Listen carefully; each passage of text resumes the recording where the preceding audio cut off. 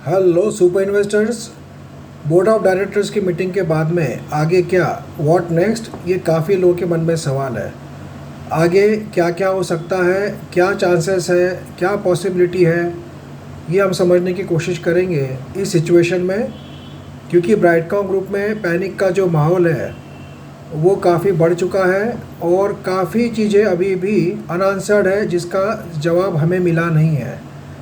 इस board of directors की meeting में हमें जो देखने को मिली संडे की, उसमें एक ही बड़ा डिसीजन लिया गया है कि जो सीईओ और एमडी थे सुरेश कुमार जी रेड्डी और सीएफओ थे नारायण राजू, इनका इस्तीफ़ा रिजिग्नेशन आ चुका है और उसको बोर्ड ने मंजूरी दे दी है। बाकी सब बातें वही है कि हम लोग अच्छा करने की कोशिश करेंगे, हम लोग ट्रांसपेरेंट रहेंगे, जल्द से जल्द न्यू सीईओ सीएफओ को अपॉइंट करेंगे, ये सब बातें हुई है। अब इससे कुछ अभी कॉन्क्रीट आउटकम हम जो एक्सपेक्ट कर रहे थे, जैसे कि बोर्ड ऑफ डायरेक्टर्स बायबैक को अनाउंसमेंट करेगी, ऐसा कुछ हुआ नहीं। कोई बड़े ऑडिटर फर्म का नाम अपॉइंट करेगी, अनाउंस करेगी, ऐसा कुछ हुआ नहीं। प्रेफरेंशियल शेयर्स जो थे, जो जिसका पैसा देना बाकी है लोगों का, उनसे board of directors resolution pass करके पैसे डिमांड करेगी कि भैया पैसा इतने दिन में दो, 15 दिन में, 1 महीने में, 45 डेज़ में, अदरवाइज़ आपका प्रेफरेंशियल शेयर्स का अलॉटमेंट कैंसिल कर दिया जाएगा। ऐसा भी कुछ डिसीजन आया नहीं। तो ये जो मेजर डिसीजन थे जिसके का, या फिर एक आधे तुरंत इसी मीटिंग में कोई बड़े जो इंडस्ट्री का पॉपुलर नाम है, जिसको एक्सपीरियंस है आईटी सेक्टर का, एडटेक सेक्टर का, ऐसे कोई पॉपुलर एक्सपीरियंस और रिस्पेक्टेड जो सीईओ को अपॉइंट कर देते थे तुरंत इस मीटिंग में, तो हो सकता है कि वो भी एक बड़ा न्यूज़ हो सकता था। बट जस्ट 2 लोगों का रिजिग्नेशन जो है एक्सेप्ट कर लिया गया है और बाकी कुछ भी मेजर इस मीटिंग में हुआ नहीं है। तो इससे अभी तक कुछ भी बातें क्लियर हुई नहीं है कि आगे क्या हो सकता है। और बीच में और एक प्रॉब्लम क्या खड़ा हो गया है कि ईडी का एंट्री हो चुका है इसमें। एनफोर्समेंट डायरेक्टरेट का जो एंट्री हुआ है ईडी का, उनका रेड हुआ ऑफिस में, ऑडिटर के घर पे, सुरेश कुमार जी रेड्डी के घर पर। तो ये काफ़ी बातों के कारण और भी थोड़ा सा प्रॉब्लमेटिक हो गया है सिचुएशन। अब समझना ये काफ़ी मुश्किल हो रहा है कि सच क्या है, झूठ क्या है, क्या चल रहा है और रियलिटी क्या है। अब सुरेश कुमार जी रेड्डी या ऑडिटर, इनको ईडी अरेस्ट करती है या उनका लुकआउट नोटिस जारी करती है या अरेस्ट वारंट निकालती है, ये भी उनको क्वेश्चनिंग के लिए बुलाया जाता है, समझ भेजा जाता है। ये भी न्यूज़ हमें आने वाले दिनों में आते हुए देखने को मिल सकती है, क्योंकि सभी सवालों के जवाब ये 2 लोग ही दे सकते हैं कि एग्जैक्टली हुआ क्या है और ये पैसा गया कहाँ। और क्योंकि अभी फेमा के चार्जेस भी लग गए, मनी साइफनिंग के चार्जेस लग गए, प्रेफरेंशियल शेयर्स के बाकी के लोगों के पैसे आए नहीं हैं, उसके बारे में भी कुछ अपडेट आया नहीं है। सिर्फ शंकर जी शर्मा ने जो है अपनी बात क्लियर कर दी है कि मैंने पूरा पैसा भर दिया है। मतलब उनके अलावा बाकी जिन लोगों का नाम सेबी ने इस लिस्ट में लिया था, उसमें से कुछ लोगों का भी इस बोर्ड ऑफ डायरेक्टर में आ जाता था कि इसमें से इतने लोगों ने पैसा भर दिया है या भरने की बात कही है, तो भी थोड़ा सा एक पॉजिटिवनेस था। पहले के इंटरिम ऑर्डर में, फर्स्ट जो इंटरिम ऑर्डर आया था सेबी का, उसमें असेट इम्पेयरमेंट वगैरह की बातें थी, प्रोमोट होल्डिंग की बातें थी, वो इतनी सीरियस नहीं थी। बट अब ये सेकेंड इंटरिम ऑर्डर में प्रॉब्लम क्या हो गया है कि प्रेफरेंशियल शेयर जिसमें करोड़ों का जो अलॉटमेंट था या जो पैसे आए थे, उसकी जो हेरा फेरी हुई है, कन्फ्यूजन क्रिएट हुआ है, पैसे गए कहाँ, सब्सिडीज़ को दिए वो फिर से बोर्ड ऑफ डायरेक्टर्स के किसी को आ गया, कोई पैसे का हिसाब नहीं मिल रहा है। तो ये काफ़ी बड़ा कन्फ्यूजन क्रिएट हो गया है। अब ये बातें सब क्लियर होने को धीरे धीरे टाइम लगेगा। एकदम हम लोग एक्सपेक्ट करते हैं कि तुरंत कुछ हो जाएगा, ऐसा नहीं होता है, क्योंकि सेबी ने ये सब बातें बता दी है कंपनी को। अब कंपनी मेन चलाता कौन था? सुरेश कुमार जी रेड्डी चलाते थे। अब वही नहीं रहे हैं बोर्ड ऑफ डायरेक्टर्स में। तो अब जो बचे हुआ बोर्ड ऑफ डायरेक्टर्स है, उनका अनुभव कितना है, उनका एक्सपीरियंस कितना है और वो हिसाब से वो क्या डिसीजन लेते हैं, ये काफ़ी कन्फ्यूजिंग बात है। और उनके ऊपर भी काफ़ी प्रेशर होगा सब चीज़ों का। हालांकि वो डेफिनेटली सुरेश कुमार जी रेड्डी के टच में होंगे ही वो, और उनको पूछ के ही कर रहे होंगे कि अभी आगे क्या करना है, क्योंकि सभी इन एंड आउट्स उनको ही पता है पूरी कंपनी की। सब लोगों को मालूम तो होगा, बट उनकी इतनी डेप्थ नॉलेज कंपनी के बारे में और किसी को भी नहीं है। इस बात को भी हमें समझना होगा। देखिए फ्रेंड्स, क्या होता है, फाउंडर जो आदमी होता है कंपनी का, उसका इंटरेस्ट और जानकारी कंपनी की अलग होती है, और जो प्रोफेशनली बाहर से अपॉइंट किए हुए सीईओ सीएफओ होते हैं उनकी जानकारी अलग होती है। अब समझो काफ़ी लोगों को ऐसा लग रहा था कि इजराइल के जो सब्सिडरी है उसके सीईओ जो है उनका सबसे अच्छा बिजनेस चल रहा है पूरे वर्ल्ड में ब्राइटकॉम ग्रुप के सब्सिडरीज में। उन सीईओ को यहाँ पे ऑल इंडिया का सीईओ बना देना चाहिए था, ऐसा लोगों का एक्सपेक्टेशन था। बट प्रैक्टिकली एक बात बताऊँ कि आपको मैं कि समझो आज वो भी एक प्रोफेशनल आदमी है। ये लोग जो प्रोफेशनल लोग होते हैं ना, वो कंपनी टू कंपनी शिफ्ट होते रहते हैं। मतलब भाई जो कंपनी में अच्छा ऑफ़र मिल गया, सैलरी मिल गई, प्रमोशन मिल गया, तो वहाँ पे शिफ्ट हो जाते हैं। तो ऐसे आदमी लोग जो रहते हैं वो एक तो उनको इंडिया का पूरा एक्सपीरियंस नहीं है, और इतने कन्फ्यूजिंग अभी जो चीज़ें चल रही है ब्राइटकॉम ग्रुप में, उसमें वो खुद अपना वहाँ का इजराइल का अच्छा खासा पोस्ट छोड़कर, जहाँ पे कुछ झंझटमारी नहीं है, तकलीफ़ नहीं है, वो छोड़कर वो फिर से इंडिया में आके पूरा यहाँ पे सेबी के जवाबों का जवाब दे, सवालों का जवाब दे, और सब अकाउंटिंग जो प्रॉब्लम चल रहा है उसका जवाब दे। ऐसा कोई भी तैयार होता नहीं है, क्योंकि उनको अपना करियर पे कोई गलत जो दाग है या जो ब्लैक स्पॉट है लगाना किसी को कोई भी चाहता नहीं है ऐसे माहौल में। इसीलिए हो सकता है उनको भी पूछा गया हो, पर उन्होंने मना कर दिया होगा कि भाई मैं इजराइल का बिज़नेस देख रहा हूँ, मेरे लिए इतना ही काफ़ी है, बाकी वहाँ की जो मैस है, वहाँ का जो प्रॉब्लम है आप लोग सॉल्व करो, ऐसा भी हो सकता है। अच्छा, बाहर का ऑडिटर अच्छा टॉप मोस्ट ऑडिटर अपॉइंट होना चाहिए, ऐसे हम लोगों की उम्मीद है। अब उसमें भी दिक्कत क्या है कि जो top most company audit company होती है वो भी यही कहेगी कि भाई हम लोग जो भी है सब ढूंढेंगे करेंगे, आप हमको फ्री हैंड देंगे क्या। बट प्रॉब्लम क्या हो जाता है कि ऐसी कंपनियां अभी थोड़ा सा डरती है, जब तक सेबी की ओर से कोई ऑर्डर आती नहीं है कि भाई चलो तुम अपॉइंट हो जाओ, इसमें आप सब छानबीन करो।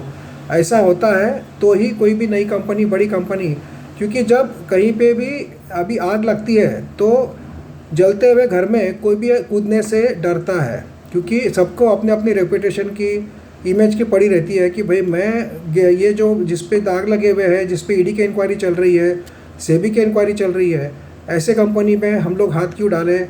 यही डर के मारे बहुत से ऑडिट कंपनीज भी तैयार नहीं होगी, या फिर जो सीईओ सीएफओ हम लोग एक्सपेक्ट कर रहे हैं टॉप नाम आना चाहिए इंडस्ट्री का, वो लोग भी थोड़ा सा ऐसे सिचुएशन में आने से डरते हैं, कतराते हैं। चलो माना कि ये बोर्ड ऑफ डायरेक्टर के हाथ में नहीं था कि कोई टॉप मोस्ट इंडस्ट्री का कोई पॉपुलर नाम को सीईओ बना दे, उनको बुला ले या ऑडिटर को अपॉइंट कर दे। बट इनके हाथ में दो बातें थी जो ये कर सकते थे इस मीटिंग में। एक तो बायबैक, कंपनी के पास अगर इतना ज़्यादा पैसा पड़ा है या कंपनी इतनी प्रॉफिट में है तो कंपनी बायबैक डिक्लेयर करके ये साबित कर सकती थी कि कंपनी में कोई खराबी नहीं है। ये बात वो कर सकती थे, उनके हाथ में था ये बोर्ड ऑफ डायरेक्टर्स का, उसमें कोई बाहर के आदमी की ज़रूरत नहीं थी। बट उन्होंने वो नहीं किया, ये भी एक सोचने वाली बात है। दूसरी बात, वो लोग अगर सेबी के ऑर्डर के हिसाब से देखिए, सेबी वैसे भी छोड़ने वाली है ही नहीं। जिन लोगों का पैसा आना बाकी है प्रेफरेंशियल अलॉटमेंट में, उनको सेबी छोड़ने वाली नहीं है। तो बोर्ड ऑफ डायरेक्टर्स ने एक जो रिजोल्यूशन पास करके जो लोगों का पैसा बाकी है उनसे पैसे डिमांड करती थी, और उनको टाइमलाइन, डेडलाइन देती थी कितने दिनों में आपको पैसा भरना है, नहीं तो आपके जो शेयर्स अलॉट हुए हैं वो कैंसिल कर दिए जाएंगे। ऐसा भी रिजोल्यूशन पास हो जाता था। तो मार्केट में एक पॉजिटिविटी आती थी कि मैनेजमेंट जो है पैसा निकालने के लिए कटिबद्ध है, डिटरमाइंड है। बट ये भी उन्होंने किया नहीं। अब दिक्कत क्या है, अंदर की बात अगर मैं सोचूं तो फ्रैंकली यही लगता है, देखिए जिन लोगों का पैसा बाकी है उसमें से ज़्यादा प्रोमोटर ग्रुप की ही कंपनियां हैं। वो एलएलपी जो है, शालिली, कल्पना, कोमोसेल, साधना वादना, जो भी ये कंपनियां हैं, इनके ही पैसे आने के बाकी है, और वही बोर्ड ऑफ प्रोमोटर ग्रुप में कंपनी बिलोंग करती है। अब इन कंपनियों के पास अभी पैसा करंट में है कि नहीं, या उनकी क्या अड़चन है, या देखिए अब उनको पता है कि हम लोग पैसा भरेंगे भी तो ब्राइटकॉम ग्रुप के शेयर हम बेच नहीं पाएंगे। तो ये दिक्कतों के कारण भी वो टालम टाल कर रहे होंगे, वो लोग भी ढूंढ रहे होंगे कि तरीका क्या है। वो भी लीगल एडवाइज़र की कंसल्टेशन लेते होंगे कि अभी आगे क्या करना चाहिए। तो अभी जो भी चीज़ें हैं अभी काफ़ी क्लियर होना बाकी है कि क्या होता है और आगे स्टेप्स कंपनी की ओर से क्या आती है। पर जब तक देखिए ये चीज़ों का खुलासा नहीं होगा, शेयर में पैनिक का माहौल फैला ही रहेगा। ये दुख की बात है। अब इसमें सेबी इंटरफियर कर सकती है। सेबी दो बातें कर सकती है। एक तो सेबी ने किसी बड़ी कंपनी को टेक ओवर के लिए प्रपोजल दे सकती है या ऑफ़र पूछ सकती है कि भाई कोई बड़ी कंपनी इंटरेस्टेड है क्या। अब वो ये सिचुएशन ये सेबी ये स्टेप कब लेगी ये पता नहीं, बट वो एक ऑप्शन है हमारे सामने कि कंपनी ब्राइटकॉम ग्रुप को मर्जिंग कर दिया जाए, कोई बड़ी जैसे विप्रो, एचसीएल टेक महिंद्रा या एफएल या टेरला प्लेटफॉर्म, ऐसे कोई कंपनी को मर्जर कर दिया जाए तो बहुत बड़ा टेंशन ख़त्म हो जाएगा, क्योंकि शेयर होल्डर्स के शेयर्स इंटैक्ट रहेंगे इस सिचुएशन में। दूसरा ऑप्शन ऐसा है कि सेबी ट्रेडिंग सस्पेंड कर सकती है कुछ दिनों के लिए, जब तक ये सब मामला सुलझ नहीं जाता है, कन्फ्यूजन क्रिएट नहीं होता है। अगर सेबी ट्रेडिंग सस्पेंड कर देती है कुछ दिनों के लिए, तो ये जो शेयर्स का फ्री फॉल चल रहा है, धड़ाधड़ शेयर गिर रहा है, तो कहीं ना कहीं इसके आगे लॉस होने से इन्वेस्टर लोगों का बच सकता है। बट अब सेबी के लिए भी कुछ उसमें भी कुछ रूल्स होंगे, रेगुलेशंस होंगे, उनके भी कुछ लिमिटेशंस होंगे। डायरेक्ट ऐसा स्टेप उठाना ये उनके लिए शायद पॉसिबल नहीं होगा। हो सकता है कुछ दिनों बाद सेबी ऐसी कुछ स्टेप उठाए। अब ब्राइटकॉम ग्रुप के मैनेजमेंट, बोर्ड ऑफ डायरेक्टर्स में जो लोग बचे हुए हैं, वो कितना जल्दी जवाब देते हैं सब चीज़ों का, और ये जो चीज़ों के सवालों के जवाब है उनको देना होगा आने वाले दिनों में। पहले का इंटरिम ऑर्डर का जवाब देना तो पेंडिंग है ही, अब दूसरा इंटरिम ऑर्डर का जवाब भी देना पड़ेगा कंपनी को। पहले इंटरिम ऑर्डर का एक्चुअली 90 दिन पूरे हो चुके थे, उसके बाद में 45 डेज़ का और एक्सटेंशन लिया था, बोर्ड ने मांगा था, वो भी अभी 27 या 28 ऑफ अगस्त को 45 डेज़ पूरे हो रहे हैं, उसका अभी जवाब देना बाकी है। उसमें जवाब देने में दिक्कत मुझे ये लग रही है कि ऑडिटर ही नहीं है कंपनी में अभी कोई, और कोई ऑडिटर अभी उस पूरा स्टडी के बिना जवाब देगा नहीं, क्योंकि ऑडिटर को सर्टिफाई करना है कि ये जो पहले की जो 4-5 सालों की चीज़ें जो ब्राइटकॉम ग्रुप से मांगी गई थी फाइनेंशियल्स के बारे में, उस पर ऑडिटर को साइन करके देना पड़ेगा। अब नया ऑडिटर अपॉइंट होगा, वो सब स्क्रूटिनी करेगा, उसके बाद जवाब देगा। ये सब बातें काफ़ी लंबी चलने वाली है। अब इन चीज़ों में कोई पॉजिटिव न्यूज़ आ जाती है कंपनी की ओर से या और कोई सेबी की ओर से, तो हो सकता है शेयर का फ्री फॉल रुक जाए। बट अब देखिए, ना आपके हाथ में कुछ है ना हमारे हाथ में कुछ है।